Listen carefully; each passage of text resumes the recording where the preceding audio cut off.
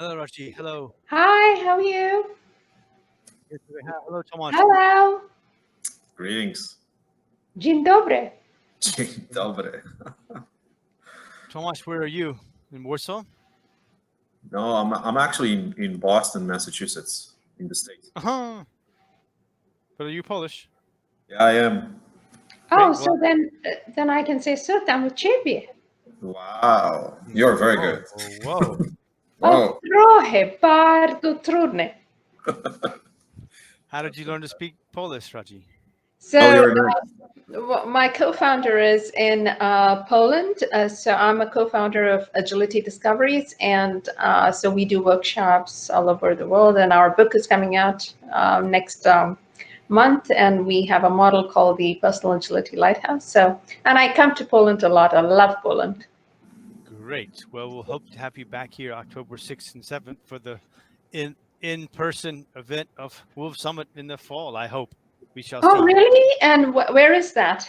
In Warsaw, Poland, that's the plan. It's going to Ah, be much smaller. We're going to limit it to 150 people to the top. It'll be VIP extraordinaire event. oh, so then I'm one of them, the VIP. I Okay. suppose you are. So, Raji, do give us a bit of an update. So, a 1 minute update from both of you on kind of who you are, and then we'll start with our first pitch. So, Raji, you go ahead first. Well, I'm a Singapore citizen. I'm from Singapore, and I am the principal of ASBA LLC. I do help out startups in Singapore and the USA only because I have two residences in both places. And the way I help them out is with all the nitty-gritties which they may not know about the two countries, like the taxes, or what needs to be done to set up this or get legal advice or finance, whatever it is. So that's what I do for the startups. But then I do a whole lot of other stuff too, and I sit on the boards of several nonprofit, for-profit, etc. I'm also a professor. I teach project management, management process, communication management. So I think that's enough for me. Well, I had one question though. I saw on this you're the board member of Water Air Food Awards. What is that? Yes. So basically, what we do is it's in Denmark, and so I just finished. I was invited for the United Nations Global Compact, and we were supposed to have given an award in COP26 this year in Glasgow, but of course that's postponed because of COVID. And basically, what it is that we recognize the silent heroes around the world, where they come up with solutions for clean air and water and food, and that is repeatable, that's reproducible, and it's very low cost, and anybody can use it. So these are the things that the people who around the world do it, but nobody knows about it. So we are recognizing them by bringing them to a platform where we can give them the award. Cool. So, Tomasz, over to you. Let's hear who are you, your company. Well, it's hard to follow after such a beautiful and robust description. Oh, come on. We are Skybrook Venture Partners. We are a U.S. company with actually two offices, one in New York and one in Boston. That's where I am. We basically focus on bringing the startups from Central and Eastern Europe and bringing them here to this market or to any other markets that we have connections with. We currently work with some countries in Asia, but also in Canada and Mexico as well. And what we do is we work to help them not only to scale correctly, but also look for appropriate funding. So we work with some VCs here in the US and overseas as well, including Israel. So that's primarily what we do. The focus is currently on life sciences and consumer goods, but we also work with some of our clients, different clients than let's say the startups, but already established companies to sort of go the other way. So we work with some companies, American companies, that actually entering, pre-COVID-19, entering the Europe, especially European market, with either establishing the offices or even manufacturing in certain parts of the Central and Eastern Europe. So there you go. Okay, great. So I'd love to talk more to both of you, but that's not my job today. My job is to start with the next pitch, which I'm being pushed to do right here from Rafael. So we are on right now with the first presentation, which is ID Bound by Ellie Talamor. And Ellie, please join us on screen here. And if you have a presentation, please load that up as well. And I'm going to get you started with a 3-minute Hello there. go. Good morning, everybody. Hello, Ellie. Good Hello, morning. good Good afternoon. morning. I will share my screen. Hold on a second. Great.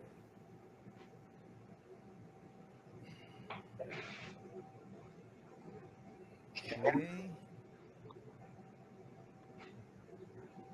Why share screen? Are you Okay, using your I'm phone? the. Are you hearing? Okay. There we Do go. you It's hear? coming up. Do you see me?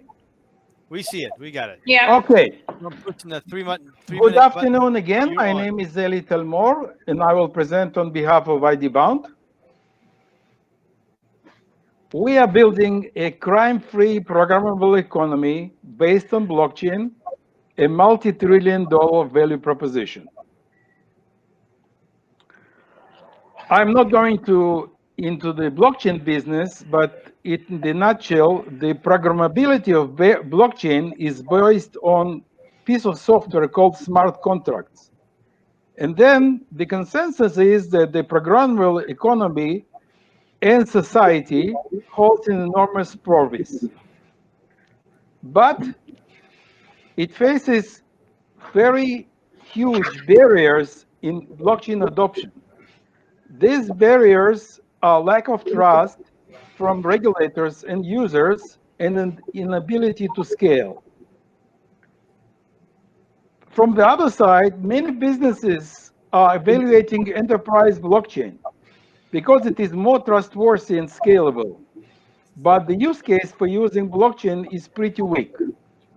Our goal is to fix a public blockchain with the security and scalability of enterprise blockchain. Our technology stack is comprising patented technologies of Tria crypto wallet, cloud-based identity as a service, and Trio API. In the nutshell, our wallet comprises a cloud part, a software part, and the hardware part, which is the first time in the market. Additional part is Trio blockchain API. If you add this API to any smart contract, then the anonymous blockchain becomes identifiable blockchain. And the benefits of using of our approach is pretty spectacular. We offer best of breed crypto wallet security. We prevent crime, a fixing public blockchain. One of the most interesting use cases is what is called central bank digital currency. There are many banks around the world considering the use of digital currency. If our approach is adopted, that not only banked but also unbanked users will use our technology crime-free, but also other anonymous usage will be allowed. Our business model is B2B2C. The businesses that offer smart contracts are free, and the consumers that use a freemium model will pay $15 a month subscription. To summarize, presently, financial crime is relatively probable and reversible. Our approach makes it reversible and improbable. I'm ready Okay. to take your questions. Cool. Q&A. Ladies first. Rajiv, over to you. So maybe I missed it, but could you tell me what industries you are targeting? So, are you doing transportation, pharma, trading, maritime? Is there anything that is, that you're focusing, or is it across the board? It's across the board. This is a platform to anybody to implement, ranging from central banks to the transportation to the money transfer, whatever. So anybody who is worried about financial crime and want to save $1 trillion to the world economy, can use our technology. So it's a platform. It's agnostic platform for anybody to use. So the reason I asked this question is because I think Rosie had sent me your deck before, and in that I saw that you're targeting the retail market with $15 per month. Is that true? No. $15 per month is a subscription fee that will charge the consumer. The end user is a consumer, but the $15 per month is, let's say, I will give you the pitch for the consumer. We will offer you an insurance for your money, okay? And you will pay us in return for $15. Let's say you have account and all of your financial belongings are there. We will insure your money, and you will pay us $15 a month. So how does the larger customers in industries, how does that impact them as far as, like, for example, quality Salesforce? How does that impact? Look, this is a complete. Are you familiar with blockchain? Yes, but I'm different. just trying to This get you is the to. Okay, it's a different way to do business. It's a programmable economy. Instead of centralized, it's completely decentralized. Let's say you have a transportation industry and you want to offer goods from A to B in exchange for a digital currency. And you don't want to be, let's say, fooled by criminals. So we prevent you to be a target from the criminals, and from the other side, and you pay us nothing because businesses don't pay anything to us. But for the I got, consumers and users, pay us $15 a month. But I got you. it goes exactly the same way. It can go to the financial industry. It can go to any industry you can imagine. Thank you. You're welcome. Okay, Tomasz. Awesome. Thank you, Ali. Very, very interesting thing. I just wanted to hear more a little bit about, how you're going to make money on this and your, in your business model. I understand this is, which was mentioned already multiple times, the $15, a month via PayPal. But who's actually paying this as your model is B2B, Okay. to C? Where does that come from? And what are your projections? Okay, the businesses pay nothing. They just simply promote us to their users. And the users who will benefit, imagine that you have insurance, that the money that you have is completely insured.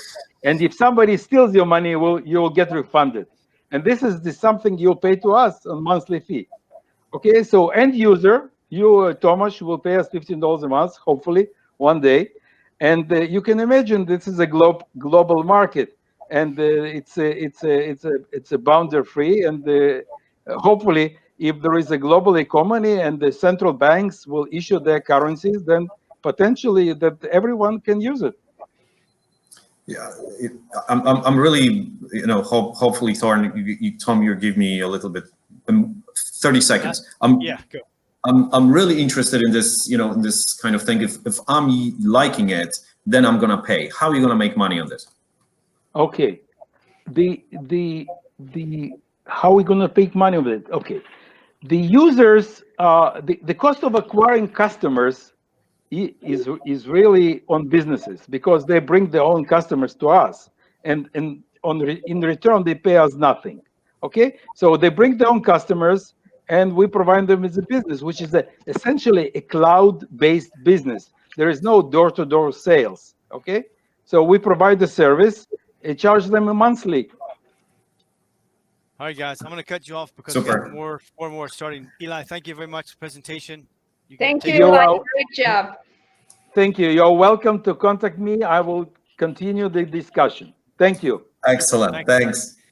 Great. We're on to the next one, which is QPrivacy. Yes, QPrivacy. Are you there? I think you're somewhere online. Yes. Okay. Hello. Hi. Yoav, somewhere. Hello. Yeah, Yoav Finkelstein. Hi. Nice How are to you? meet you. Do you have a presentation to share? Let's share it with you. Okay. Share screen. I'm going to reset the clock for 3 minutes. When you're on, we go. Looks like Hold on. Okay. cool. Wait. Can you see my screen? We got it. You're on. 3 minutes. All right. So, all right. One of the biggest issues in business at the moment is privacy. And most people think that privacy, to some extent, is under control. But in fact, it is totally out of control. This is an example from Mount Sinai Hospital website. We see here someone looking for a psychiatrist for their child, something that should be confidential. But in fact, this information ends up in real time on Facebook servers and also on Google servers and other third parties as well. You see, when you connect with your mobile phone to the bank, for example, it's a secure connection. But the bank also implements third-party SDKs like Google Analytics, Taboola Advertising, open source scripts, cloud services, and all those third parties communicate directly from the customer device to their own servers. We see this as the Achilles heel of security and the huge problem of privacy. Another example, British Airways hacking case. Hackers penetrated one of the third parties and gained access to its customers' devices. Now, 500,000 credit card details and personal information was stolen, yet British Airways servers were untouched. And British Airways were penalized with £183 million fine. That's a GDPR ICO fine. And up to 3 billion plus in damages. So our private details are constantly leaking out. We don't know about it, and companies can't control it. And the regulators are closing in. This is simply an unsustainable situation. Current technologies, well, they block third-party access. It solves the privacy problem, but it also removes the big data advantage. The data can't be used for analytics, marketing, and advertising. And there's currently no solution for mobile applications. What we do, we identify private data, and we enable to either block, anonymize it, but also to change it. So it's de-identified for the third parties, but maintained for the enterprise. That means that privacy is not compromised, and the data is still usable. Our dashboard looks like that. It's an AI-based system. We show all the active third parties, the number of users, the platforms involved. It identifies any deviation from the enterprise privacy policy. It prevents data leaks, and it notifies the organization. So together with the former IDF colonel of cyber technologies from the IDF, with ex-CEO of Banca Pauling Switzerland and accelerator guru, and amazingly talented and experienced team, we've created this solution. We've got our first 2 paying customers, both are leading banks in Israel, and we are in additional pilots. We have graduated the IBM AlphaZone Accelerator. QPrivacy enables enterprises to work with third-party solutions safely and privately. Thank you. Cool. Okay, questions? Wait, can't see your screen for some reason. Right, got it. Yeah. Okay. Ladies I'll first. let Tomasz go first today. I mean, for this one. Thank you for today. Well, this is a fantastic, very good presentation, and I'm glad that you're coming with this. I was missing a little bit of the the cost and the possible investment, what you are needing for this, and how do you seek investments, and if you could speak about this, and of course one more question about your current customers and how does that work so far for you? Okay, so current customers are our pricing. Let me there. All right, so our solution is a cloud-based solution. It's a plug-and-play SDK within the customer device, or basically within the application or within the website. It goes up, and when it opens, and it disappears when the customer goes out. So it's very easy to price it. We price it based on number of subscribers plus the use of cloud. The price is between $50,000 to $250 on an annual basis. Mm-hmm. In Israel, we price this. It's our beta let's say landscape. So we provide a little bit of discount, but in general, this is our pricing. We have big plans. We're looking for within 6 years to be at the annual revenue of $170 million. So that's where we are. Excellent. Thank you. Raji. Okay, Raji. I should start with Todaraba.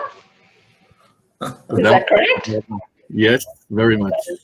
So I want to know, did you change your business model from when you began to solve whatever it is you're doing or a problem to do it more efficiently? We've changed the, well, basically we've started as a B2C company. It was very fast took us very short time to realize that we need to be a B2C, a B2B. We saw the demand coming from customers. We started, if I'm taking it 9 months ago, 10 months ago, before the first customer, we were on-prem solution. So the pricing was, just a pure license based on number of applications and use. And once and actually IBM Accelerator helped us very much to become a full cloud orchestration solution. And now we're pricing based on number of subscribers. And as we go along with our go-to-market strategy, we will obviously consider a full SaaS solution. So it's something we're exploring at the moment. Any other challenges? With plenty of challenges. Or was that something that you cannot? So maybe I should rephrase it. Something that you are not able to tackle as of now. No. I think we are very mature in terms of product. The challenges are mainly on the selling to financial services. It's a long sales cycle. Currently, we managed to do it shorter with our plug and play and cloud orchestration. So installing is a matter of a few days. But definitely, this is where we see the challenges. Awesome. Thank you very much. I have 15 seconds. So quickly on this, expanding markets and where else are you looking for those pilots and additional customers? In general, we look, if you asked before about investment, we're looking for about $4 million investment in order to expand globally, mainly in North America and Europe, highly regulated markets where privacy regulations are coming in, are actually implemented. So this is where we're heading. We want to create awareness and presence. And once we get into large banks, we see, others will want it because they will be able to use more third parties that others can't. So that's where we have it. Thank you. Okay, Yoav, thanks very much. We're going to stop there. Appreciate your time. And we're on for next one, which is Ben Bay from IMPRESSO. Ben, are you there? If so, we'll get you on the screen and hopefully a couple of seconds and maybe your screen sharing as well. IMPRESSO, Ben Bay. Good. We've got you. Hello, Ben. Hello. Hello, can you have guys a hear me? screen to share? Can you hear me? Yes, we Do you can. have a screen to share or just a present, just speaking? I can share my screen. Okay. So I click to share.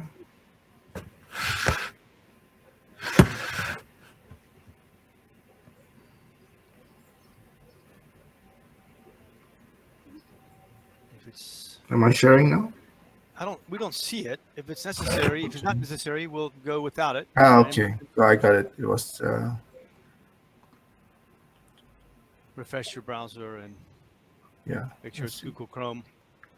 Yeah. Okay. Just put it up. Okay. Don't see it. It's coming. Yeah. Okay.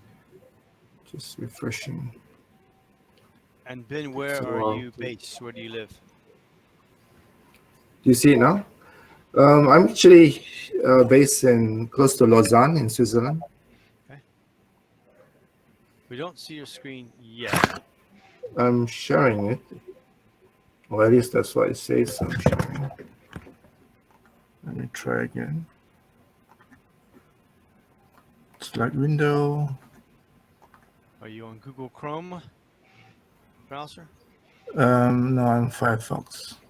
Firefox will work. Firefox might not work. We need to have Google Chrome. So let's improvise, Ben, if you're okay with that. Let's just go without the presentation and give us from the heart and soul of Ben Bay. What is your pitch? What is your business? It's a good challenge. You're put Okay, on the Ben, spot. I'm putting you on the spot. You go. 3 minutes. Impress us. Tell us. Yeah, sure. Impress us. But you guys have the slide deck anyway, so you can have a look. So IMPRESSO is basically, so my name is Ben Bear. I'm here to introduce IMPRESSO. IMPRESSO is basically a personal online notary. What that means is that you can prove to someone else that your personal information is real and accurate without actually revealing the actual source of the information. For example, it can be your age or how much you earn without giving away your salary slip or a copy of your passport or ID.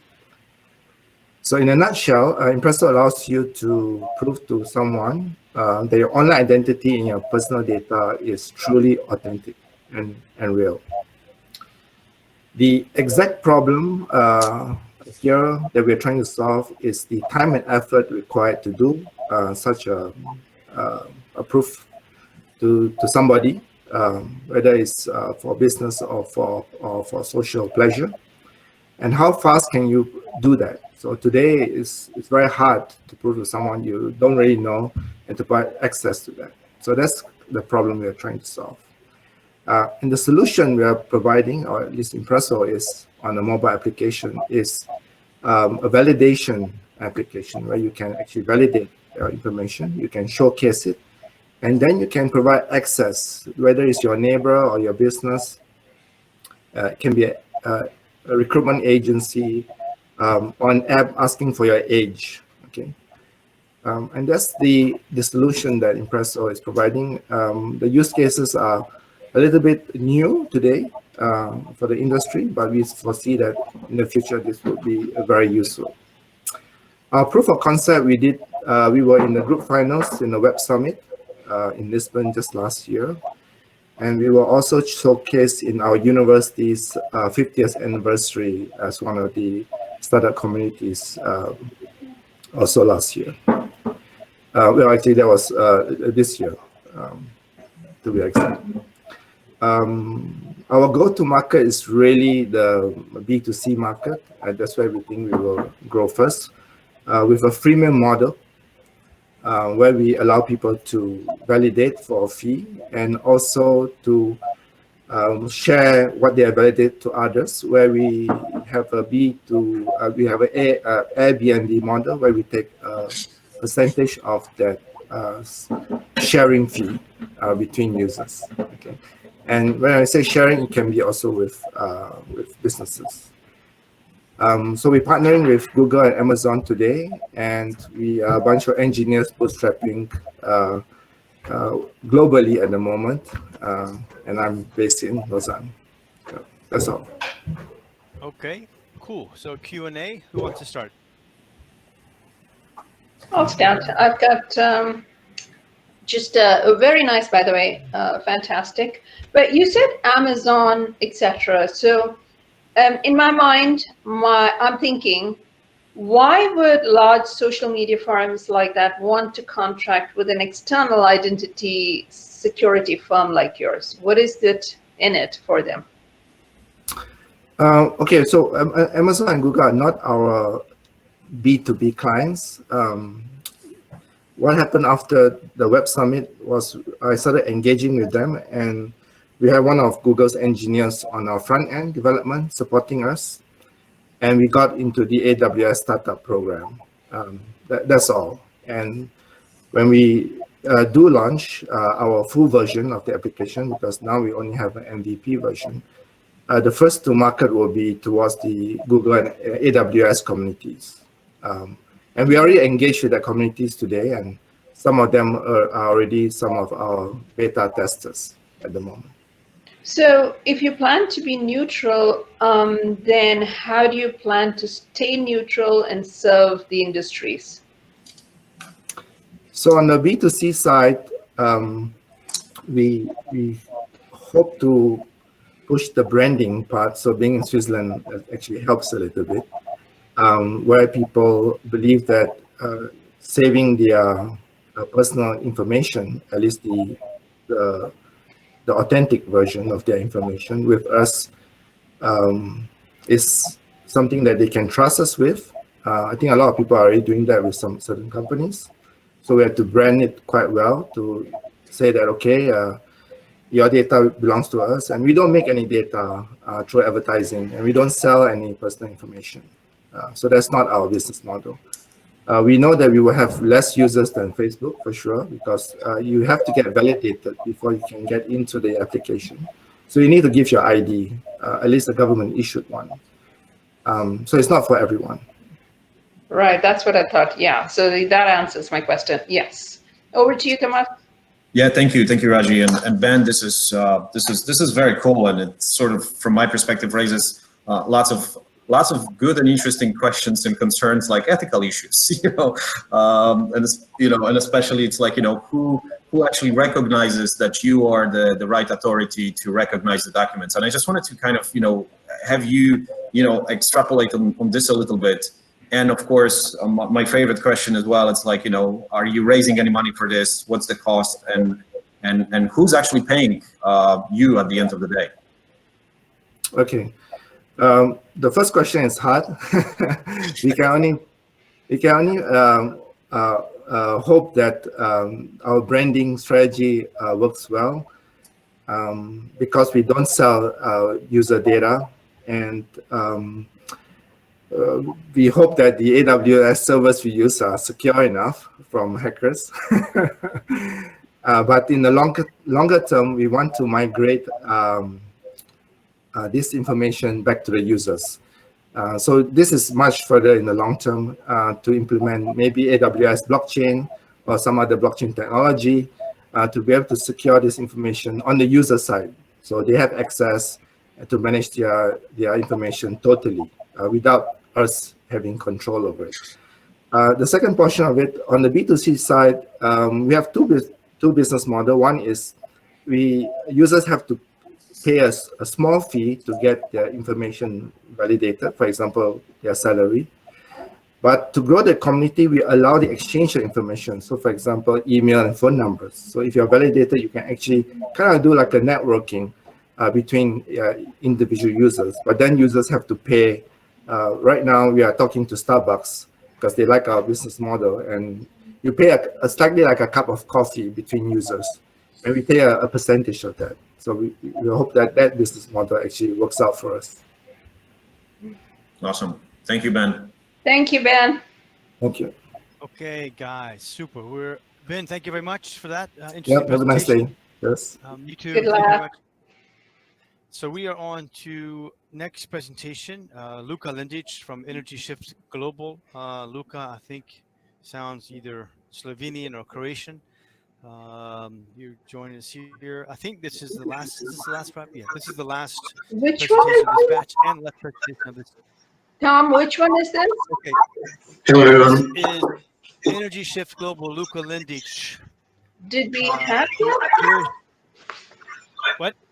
Energy.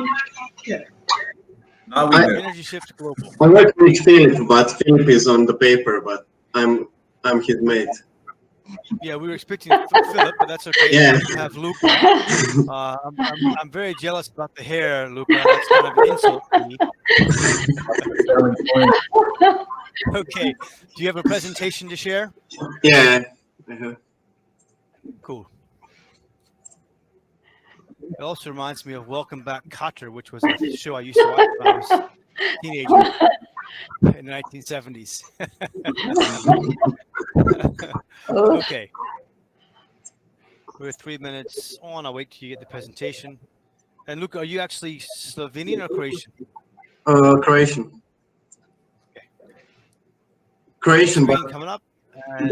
what is funny, I have the name, the one man in Slovenia is Luka Lindic, but he's really famous in Slovenia. He's climber. Ah, okay. Yeah. Okay, you're on. 3 minutes. Go. Okay. Hello everyone, my name is Luka, and today I would like to present you our startup Energy Shift. Did you know that 70% of the world population lives every day without electricity? It is around 1.25 billion people. But we have a solution for that. We'll build renewable energy projects, and now we built Energy Shift web-based platform that enables anyone to invest into renewable energy project from $100 with fixed and guaranteed income to investors with 10% per year. With that, anyone can doing good for the environment and making money in the same time. What we already did, this is our pilot project in Zaporozhye in Ukraine. We signed power purchase agreement with that company, and we also have fixed monthly revenue. We also have competitors. This three is the biggest one, but there is a difference because we have high return, lower risk, and we are working outside the border. There is also our traction. We finished a 4-month incubator in Algebra Lab in Zagreb. We built our pilot project. We secured funding for new projects from investors around 60,000 euros. And last year we had a successful Kickstarter campaign, as you can see on this picture. And we also have solar impulse efficiency solution label. And here is our team. Philip I started this journey with my mate Philip before 1 year ago. He did the business academies China and Canada. He also had previous startup experience, and he did web development course. He is Kosti. Kosti is our advisor because he has got 20-year experience in energy sector, and he was our advisor in our pilot project in Ukraine. And this is me. I'm finishing mechanical engineering in Zagreb, especially in the renewable energy field, and I have a lot of experience for case study in renewable energy. And we are looking for 100,000 euros for regulatory and legal purposes, for marketing and for wages. With that money, we will install 500 kilowatts capacity of new renewable energy power plants, and for do that, we will have 1,000 investors.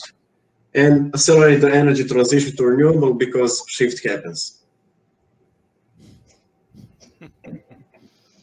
Okay, on time. So Q&A, who wants to go first? 4 minutes. I'll go. Go ahead. Sorry. Go ahead. Go ahead. No worries. No worries. Luka, this is awesome. Very, very cool idea. You know, great hair, by the way. We have to say it. We know it's real because it was on the picture as well. You know, I'm a little bit you know, like, not, I don't want to say concerned, but you know, intrigued rather. But by this sort of like a model, if you could speak a little bit more, you know, about why, you know, what's your valuation and why you're raising that amount right now, and especially this last, I think, slide where you were showing that you're raising 100 million, as far as I remember, right? Euros, right? 100,000. No. 100,000. Well, we are looking for that. We didn't raise it. Yes. Yeah. All right. So if you could speak more about that investment and you know, how does that work, I would really appreciate it. Okay. Okay. Can I answer now or waiting for Reggie? Go now. Go now. Okay. If I understand you, you ask me how everybody can invest in our projects. Okay. For example, I think that I have. Okay, I didn't have this one. Okay, and anybody can invest in us. For example, this based on the crowdfunding campaign, like Kickstarter or something like that. Anybody can invest from $100 to no limits, and the annual rate will be around 10%. And we have. So let me let me stop you here. It's like, so are you looking for that, you know, I see now that's 100,000, right? 100,000 euros. Are you looking for a, you know, are you looking for investor, or you're really looking for, let's say, crowdfunding investors for that amount? We're looking for someone who will invest in us to build our idea on the higher level, because so you are looking for basically a really a strategic investor, right? yeah, because we have already some engagement on Facebook, and we have like around 200 investors, but small investors for the project, not for the company. We're searching for some big investor for equity. Okay, thank you. That was the clarification I needed. Raji, Okay. all yours. Thank you. So tying on to what Thomas asked, I'm going to ask you, it's a very, very broad question. What is there something particular, a fit in an investor that you're looking for? Let me finish my second question too. So probably that will help you. So, and again, tying on to his questions, I would like to ask you, how can your early traction so far be accelerated? Because you talked about traction. So 2 questions.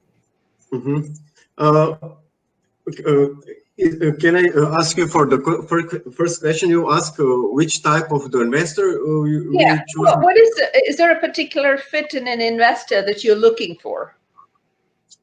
You mean our target market or a big investor? No, the investor. So, you know, you're looking for an investor, right? What do you see your investor to be? How do you, The investor, we are looking for investors who care about the world climate, global changing, and everything with renewable energy. Who thinking about their kids, and they need to leave the world when he passed away. Yes. Okay, And, cool. Go ahead. One last word, Raji. no. I was going to ask him about his traction. Never mind. It's okay. Okay, Luca, we got to got off because we got to stop here. Keep on schedule. Thank you very job, much, Luca. Really great. Wonderful. Thank you. All right, guys. Thank you, Luca, Raji, and Thomas. Stay with me for a second. As we wrap up here, we'll finish the presentation for the day. I'm going to use you guys as I'm going to jump into the networking session in a minute, just kind of network with whoever might be in there. But Tomas and Raji, use you as guinea pig. If we do an event, live event in Warsaw, October 6th, 7th, would you come? Or in-person event?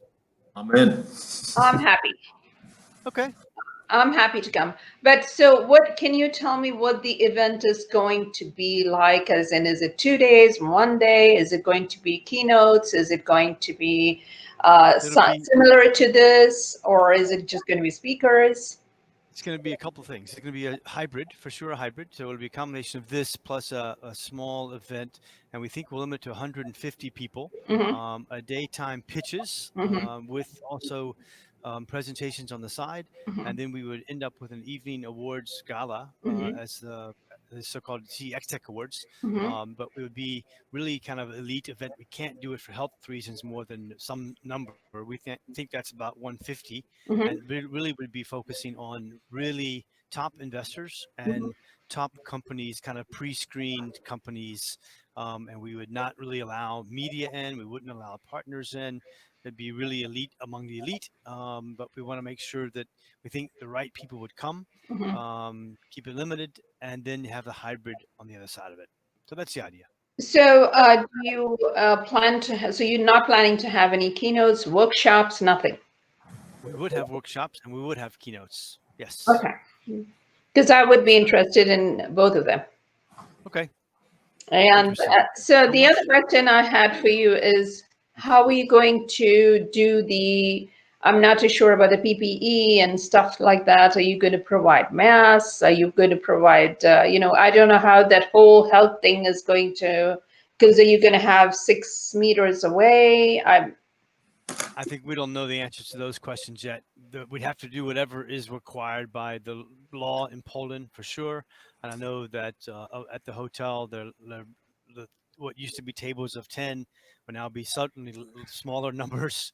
And that's why we would also limit the number of people at the event. We don't know the answers yet, but we're trying to canvass the appetite for real events on a small scale, because I think everyone misses it. The question would be, could we get even 150 people to come? I think there is appetite for it, but we would want to limit it quite a lot. But is it only going to be from Warszawa or Poland or outside of Poland? No, very much outside. That's why we also want to make it say to the idea of Wolf Summit being quite international and CE wide in terms of the companies, but a global event. We've got Japanese who said they would come in, US guys, certainly from London that would come in. But I'm curious your perspective, Tomas, from the US. Yeah, and I think you've mentioned if there is an appetite for it, definitely. I think everybody's hungry sort of for the, I don't want to say it, regular engagements, but and regular interactions. I think you answered it very well, Raj's questions, like what is it going to look like? I think no one knows. We don't know it even here. And Raji, like you, I also teach at Boston University, and we are saying we are opening, but we are not opening, and then we are saying it's going to be different. Nobody knows that. I think, but what drives this community, I think it's really innovation, and safety is number one, but innovation is, I guess, also important thing here. So I know we will figure it out, and the responsibility of all of those people, it's a top notch. But again, I think the bottom line here is there is a need for something like this, and I think those activities that we've been having here every month, that the proof of that, it's a proof of that people want to kind of think and evolve ongoingly. So I let's say I don't worry so much what is it going to be, but rather how we're going to do it, and I know we will figure it out. And it's funny, it's like I think at least in the United States, the last 3 months proved that we can sort of speed up the time, right? Like the last 3 months actually push us like 5 years ahead, if not more, with technology, with understanding of certain things. So this really drives a need for doing things a little bit differently. And I'm you guys. Go ahead. Sorry to interrupt. But the one thing I wanted to let you know is I'm happy to come. I have no problem. But I would like to know, I guess we don't have the answer now, but if I come there and then come back to USA or go back home to Singapore, do I need to be quarantined for 14 days? So this is one of the biggest questions everybody will have in their minds, because that would then, put them in a situation where if they're at home, that's fine. They can be at home 14 days. But if they cannot be and they have to be in a hotel or I don't know, whatever place, they got to be quarantined. And of course, we don't know what the second wave is going to be or if it will be there. So that's right. Yeah. Raji, this is a funny question. We were almost with the company going on our own trip, and the country we were going to, they told us, yes, you can come in, but you will be for 2 weeks in a quarantine. Yeah. So 2 weeks in Poland and then going back to US, 2 weeks in a quarantine, there's a month out of your life. So, and you still didn't do anything because you were at home. But I think with all the precautions, it's a changing environment to your kind of comment that who knows when the second wave is coming. We don't know that, but I think it's good to plan because you can always pivot from it. So, again, what was saying before, it's like, kudos for, to you guys for organizing something. And I think you can give it a different shape when, God forbid, the second wave comes or something.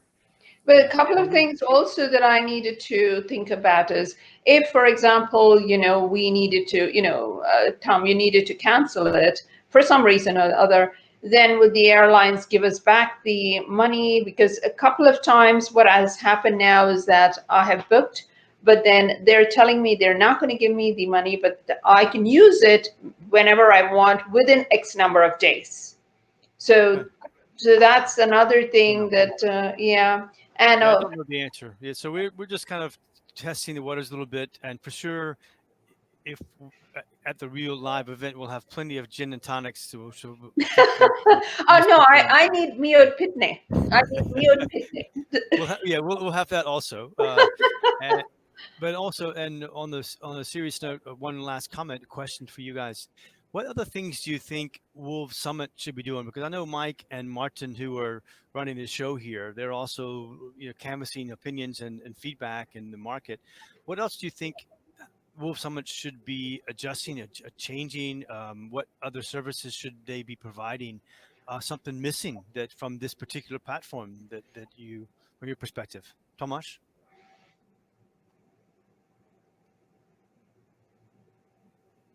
Sorry about that. I muted myself.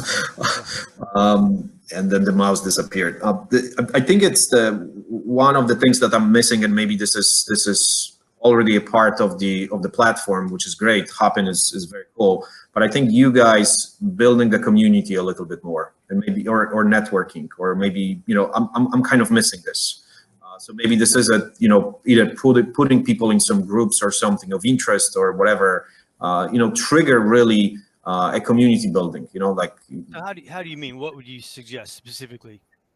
Well, topic base. Like we have those, conversations here. I am interested in some things, so maybe really, when you have people register, asking them, would you be interested in, in having conversations with your colleagues or, with the people in the industry, or be connected with them, or maybe that's the thing. So we don't have to do the dry connection. Although I just received a connection on LinkedIn from the people who are presenting, but I think you have an opportunity here to build a community with the specific questions, with the specific targets, with giving them, as we were saying before, it's like we are hungry for something. So I think you can create that something, and basically create a very meaningful conversations and give people an opportunity, a platform, which is not a good word in Polish politically, apparently, platform to do this.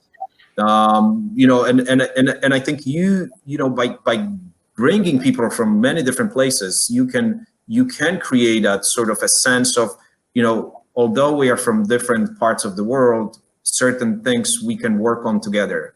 And answer certain questions. It's not only the pitch decks, and it's not only the the presentations, but really the people who live within. Then you becoming this becoming sort of more organic in a way. And I'm just missing this. Maybe just me, but I was kind of like, okay, I'm getting to my number 6 Navy stage, which is great, the best color. Where are the other people? And I would like to be connected. Maybe even those who are watching us, right? Like there were a couple of folks who are, I understand, still there are 10 people, right? So there's 7 other people, besides the 3 of us who are there, and get a connection, and maybe get the feedback from them as well. Hey, Tomasz, you ask stupid questions, and Raji was, great, and whatever. So, and Raji? So one of the things that we did in the United Nations Global Compact that I attended virtually, because they couldn't do it face-to-face, because it's way too many people. So that was also in Hopin. And what they did, to Tomasz's point, what they did was there's a networking thing that is you can enable it in Hopin. So basically what happens is you click on it, and then whoever is available to network, you can network, and you only have a minute something. Have you done that before? Have you used that? Yeah, that's great. And we have that here now. Actually, yeah, they set 1 to 3 minutes limit. Exactly. Right. So that would be the other thing I would like to see. This is something I'm passionate about, and I am, advocate for it. I would like to see every single presentation that anybody comes and presents. You have the 3 minutes, yes, I understand, and it might be taking away from their pitch. But I'd like to see whatever it is that they're pitching to have a CSR, BSR element in it, because that is what the world is going towards. Because that CSR, BSR is what our world. ESG. Say that again? Yeah, ESG, same kind of thing. Yeah. Right. So, I'm not seeing that right now, because I see, today's I didn't see that. Except for, of course, Croatia. They're practically doing that, and that's their whole idea of their business. But other than that, I think if you can include that and you make it mandatory for them to have just a line or so to say, how is it that they're, bringing in the BSR and CSR, that would really help. Okay, interesting.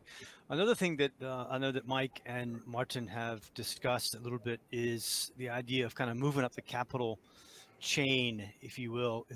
Whereas Wolf Summit is currently purely startup focused, some of the guys who do get the financing then go up the next level and need to raise $1 million to $5 million plus. So they're then the Series A round. Do you think there's space for that type of thing within the Wolves Summit platform?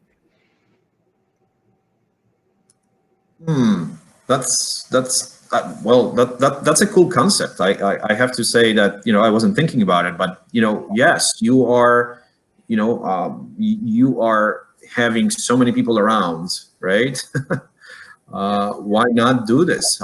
How would you see that? Let me. Some of the guys here, I mean, some of the investors today that are looking at Series A and looking bigger things as well. And the idea would be to have sort of two tiers. You've got sort of the larger numbers in terms of the startups who are funding at the small level, but then you then have the bigger VCs who do not fund startups, but they're interested in a platform like this. I mean, the Hopin platform, these guys know how to run this platform very, very well. They know how to build the network. But some VCs, look, they don't do startups. They do the next stage up. But when you do that, come to us. So it'll be smaller numbers, but more serious numbers. But that could be kind of a second tier side event almost within the same platform. That's fantastic, and I think there would be some more work on your end that you have to vet the companies and and do these things. But I think in some way this is actually what we do. Or we've been doing this for over a year now, that we actually have sort of our VCs and we put them in a in a Zoom room sort of, and we have tailored for their needs presentations that come in from certain startups. So we know that they want to see, let's say, finances as the first one, and then the concept. No personal stories, because we already know what their needs. So no one's time is being kind of wasted. And we also kind of tailor and prep the startups that need the that need the money to kind of help them understand what the what the VCs are looking for. Definitely there's and if you can do it on a platform like this, that you adding a sort of a next thing to everything that we've been doing today, I think it's fantastic. It's also what I'm seeing, it's like what venture capital needs. It's a different type of vetting and a different type of community, that it's not like the awful people who will take your arm and a leg for the money, but really be a part of the conversation. And I think that's what people need to hear. It's not only the Shark Tank on TV. It's a different type of a thing. And so wow, sign me up. Okay, cool. All right, guys. Well, thanks a lot. I'm actually going to pop over into the networking, see what random networking people I can meet. So, Raji, nice to meet you. Hope we'll catch you at some point. Oh, Rafael reminds me, you guys need to do the forms, the review of these particular guys, because in the evening, in a couple of hours, we have the winners announced. Yep. So either pop back in for that later on, but make sure you fill Can I do it in about half an hour? Is that okay? Can you do it in half an hour, Rafael? The form? Yeah. The Okay. boss says yes.